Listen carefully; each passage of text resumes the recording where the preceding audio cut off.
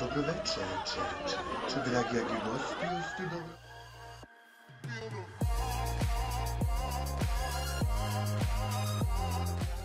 I pozdrav svima, dobrodošli u moj novi klip nakon dužeg vremena. U današnjem klipu gledat ćete 12 mitova o srednjem vijeku koja su čista prevara i glupost. Kada govorimo o srednjem vijeku, svi obično imamo sliku u glavi koja je većim dijelom pogrešna. Razlog tome jesu rašireni mitovi o ovom periodu istorije. Ja sam uspio skupiti 12 tvrdnji o životu u srednjem vijeku koje treba uzeti sa ozbiljnom sumnjom. Da li su Vikinzi zaista nosili šljemove sa rogovima, da li su vještice bile spaljivane, a narod vjerovao da je zemlja ravna? Ukoliko želite da saznate, ostanite sa mnom u klipu. Ljudi su mislili da je zemlja ravna. Da budemo precizni, ideja da je zemlja ravna bila je prisutna u paganskoj Skandinaviji, a nastala je sa dolaskom hrišćanstva u taj region. U ostatku Europe i na Mediteranu ljudi, to jest barem obrazovani ljudi, znali su da je planeta vjerovatno okrugla, već u srednjem vijeku. Ovo je dokazano velikim brojem mapa i tekstova iz tog perioda. Kolumbo je želio da dokaže da je planeta okrugla. Ako su ljudi već znali da je planeta okrugla, onda slijedi da nema potrebe to dokazivati. Tokom svog putovanja, Kolumbo je samo dokazao da je zemlja mnogo veća nego što su ljudi mislili. Ovaj pomorac mislio da će stići do bogatih tržišta Istočne Azije ploveći na zapad, ali umjesto toga otkrio je nepoznata ostrva Kariba. Vikinzi su nosili šljemove sa rogovima. Šljemovi sa rogovima su zapravo bili neudobni i nepraktični da bi nosili tokom bitke.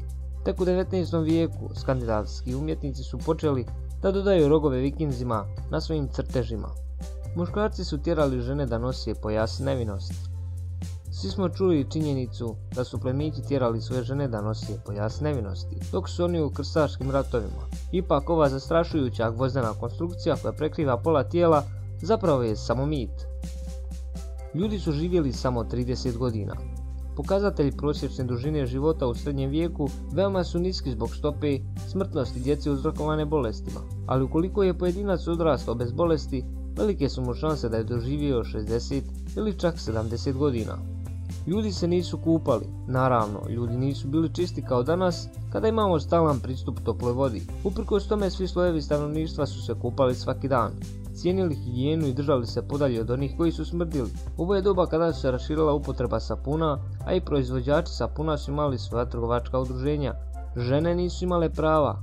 Očigledno je da žene nisu bile slobodne u srednjem vijeku kao danas. Većina njih je morala da bira između braka i manastira. Ipak pomagale su muževima i očevima u njihovim zanatima i profesijama, a mogle su i da nasljeđuju i kupuju imovinu, kao i da upravljaju domaćinstvom. Bilo je mnogo uticajnih žena, a neke od njih su bile i ženski vladari.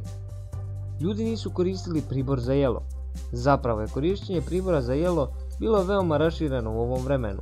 Na primjer, viljuške su se pojavile u Vizantijskom carstvu u 6. vijeku, a u Italiji u 11. vijeku. Crkva je usporila razvoj nauke. Većina samih naučnika su bili crkveni ljudi. Većina njih nije bila ugnjetavana zbog svojih aktivnosti, već nagrađivana za znanje i mudrost. Nema dokaza da je crkva nekog zapalila zbog naučnih napora. Slučaj Galileja je imao više veze sa kontrareformacijom nego vezom između crkve i nauke. Milioni žena su zapaljeni zbog vještičarenja. Fenomen lova na vještice ne datira iz srednjeg vijeka, već se kasnije pojavio. Vrhunac je dostigao u 16. i 17. vijeku. U srednjem vijeku ljudi su zapravo poricali postojanje vještica. Feudalni lordovi su uživali u pravilu prve noći sa ženama svojih sluga. Nema ničega što dokazuje da je ovo pravilo zaista postojalo, a većina istoričara se drži mišljenja da je nastalo kao rezultat loše interpretacije istorijskih tekstova. Vitezovi su bili beskrajno plemeniti i ljubazni. Nažalost, ovo je daleko od istine. Realnost je da vitezovi često nisu učestvovali u bitkama, već su terorisali stanovništvo.